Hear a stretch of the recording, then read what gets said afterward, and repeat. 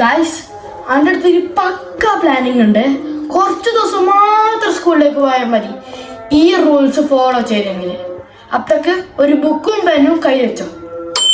നാട്ടിലിപ്പോ 2 മാസം ലീവല്ലേ, അത് നിങ്ങൾ എൻജോയ് ചെയ്തോ.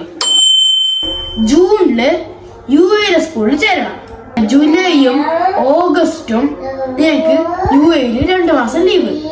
എന്നിട്ട് 2 നാട്ടിലും 2 ഇവിടെയും. അപ്പോഴേക്ക് 4 മാസം നിങ്ങൾക്ക് ലീവ്. അപ്പോഴേക്ക് ആ 4 മാസം നിങ്ങൾക്ക് എന്തെങ്കിലും ചെയ്യും. ഗൈസ് ആ ബുക്ക് ഈ കൊണ്ടാണ്ട് എടുത്തോണ്ട് പോയി. അപ്പോഴേക്ക് ആ ബുക്ക് പോയി. നിങ്ങൾ ഓഗസ്റ്റ് ലാസ്റ്റ് ആവുമ്പോഴേക്ക് നാട്ടിലത്തെ സ്കൂളിൽ ചേരണം. എന്നിട്ട് സെപ്റ്റംബർ ആവുമ്പോഴേക്ക് 10 ദിവസം ഓണത്തിന്റെ ലീവ് കിട്ടും.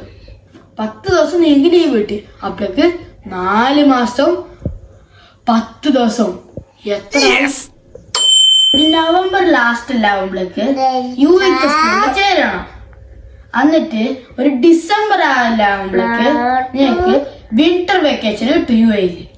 അതും 20 ദിവസം കിട്ടും. എന്നിട്ട് 4 മാസം 10 ദിവസത്തിലേക്ക് ആ 20 ഡേയ്സും കൂടിയെങ്കിൽ 5 മാസം നിങ്ങൾക്ക് ലീവ് കിട്ടും. എന്റെ കാറും പോയി. ഗൈസ് തല മാറ്റേ. ഗൈസ് നമ്മളെ കൂടെ പുതിയ അതിഥി ഉണ്ട്, നല്ല സ്യൂട്ടബിൾ അതിഥി. നിങ്ങൾക്ക് ബാണെങ്കിൽ കമന്റ് ചെയ്യാം. ഒന്നിന് പകരം 2 കിട്ടി, ഒരു 4 മസാജറും കിട്ടി. ഇപ്പൊ 5 മാസമായി. എന്നിട്ട് ഒരു കൊല്ലത്തില് 52 സാറ്റർഡേയും 52 സൺഡേയും ഉണ്ട്.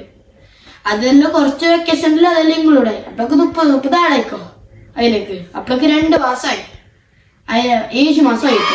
പിന്നെ എനിക്ക് നാഷണൽ ഡേയ്സ്, ഫെസ്റ്റിവല്, പിന്നെ ഹർത്താല്, കയ്യാതാണത്, പിന്നെ നിങ്ങൾ തന്നെ ഫങ്ഷൻസ്, അതെല്ലാം കൂട്ടിയിട്ട് ഒരു മാസമാവും. അതും കൂടി കൂട്ടിയെങ്കിൽ 8 മാസമായി. 8 മാസം കഴിഞ്ഞാൽ 4 മാസം സ്കൂളിലേക്ക് ബാഗ് തൂക്കിക്കൊണ്ട് പോയാൽ. എനിക്ക് ഈ പ്ലാൻ ഇഷ്ടപ്പെട്ടിട്ടാ. ഈ പ്ലാൻ പറഞ്ഞു തന്നിട്ടില്ല. നമുക്കൊരു ലൈക്ക്, ഒരു സബ്സ്ക്രൈബ്, ഒരു ഷെയർ, എത്രയോ കമന്റ്സ് ഇട്ടോ.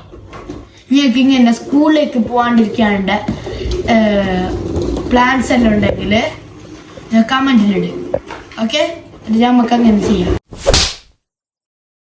Happy vacation guys. നമുക്ക് നാളെ സ്കൂളിൽ പോകും. അമ്മ ഞാൻ നാളെ സ്കൂളിലേക്ക് വന്നില്ല. നാളെ ഞാനല്ല നാട്ടിലെ സ്കൂളിൽ ചേരുന്നത്. ഇപ്പൊ അവിടെ നാട്ടിലെ സ്കൂളിൽ 2 മാസം ലീവ്. എന്നിട്ട് നമുക്കൊരു ജൂലൈ എല്ലാം ആകുമ്പോഴേക്ക് നമുക്ക് എടുത്തേക്കാൻ നമുക്ക് ആദ്യം ലീവ് കിട്ടുമല്ലോ.